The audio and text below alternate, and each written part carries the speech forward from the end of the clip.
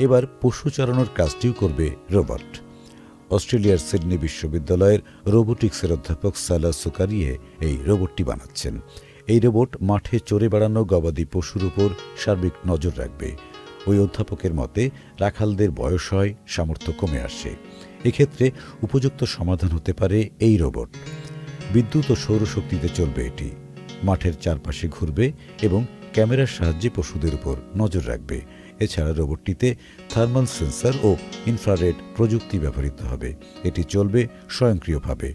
কোনো পশুর যত্ন নেওয়ার জন্য মানুষের প্রয়োজন হলে খামার মালিকের কাছে সেই বার্তাও পাঠাবে রোবট। NRBC ব্যাংক, সুখবর প্রতিদিন।